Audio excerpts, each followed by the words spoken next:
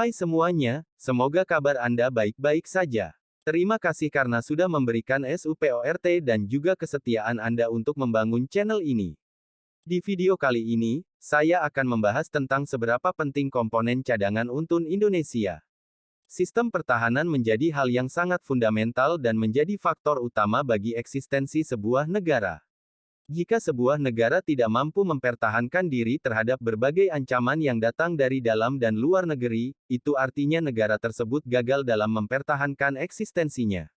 Indonesia memiliki sistem pertahanan yang disusun dengan mempertimbangkan berbagai faktor dalam perkembangan lingkungan strategis serta kondisi geografis, politik dalam dan luar negeri, kebudayaan, keadaan ekonomi dan kehidupan sosial dalam negara.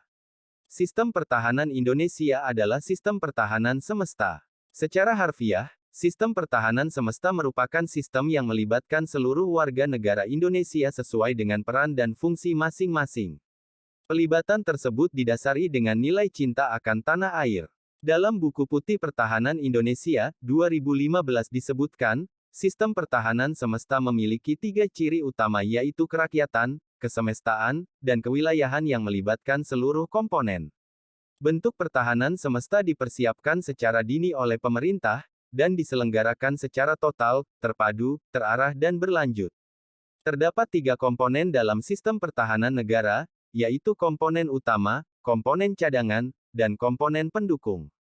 Sementara, ancaman yang dihadapi negara saat ini terbagi dalam 3 spektrum yaitu ancaman militer, ancaman nirmiliter, serta ancaman hibrida perpaduan antara ancaman militer dan nirmiliter.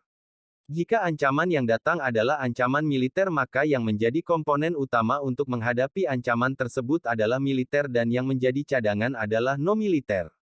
Sementara, jika ancaman yang datang adalah ancaman nirmiliter maka yang menjadi komponen utama adalah non-militer dan yang mendukung adalah militer. Dalam ciri pertahanan negara Indonesia yang kesemestaan, tentunya melibatkan pemuda sebagai agen of defense, agen pertahanan. Jika diamati, kecenderungan ancaman dewasa ini adalah ancaman unconventional, di mana ancaman non-militer lebih cenderung terjadi dibandingkan dengan ancaman militer seperti perang langsung yang terjadi pada Perang Dunia I dan Perang Dunia II. Ancaman nyata yang saat ini dihadapi bangsa Indonesia adalah COVID-19. Penyebaran COVID-19 di Indonesia saat ini sudah menyentuh seluruh pelosok di Indonesia yang artinya tidak ada satu daerah pun di Indonesia yang terbebas dari ancaman ini. Semenjak tanggal 26 Januari tahun 2021 jumlah kasus COVID-19 di Indonesia sudah menyentuh angka 1 juta kasus. Hal ini menjadi ancaman serius bagi bangsa Indonesia khususnya dalam dunia kesehatan yang berdampak pada pertumbuhan ekonomi Indonesia.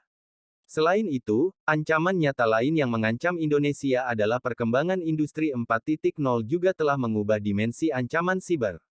Perang dilakukan di dunia maya dengan menggunakan teknologi sebagai senjata utama. Hal ini mendorong pendidikan bela negara untuk terus dilakukan di berbagai lapisan masyarakat, terutama bagi pemuda. Generasi milenial atau disebut sebagai generasi Y adalah generasi yang lahir antara tahun 1980 sampai tahun 2000.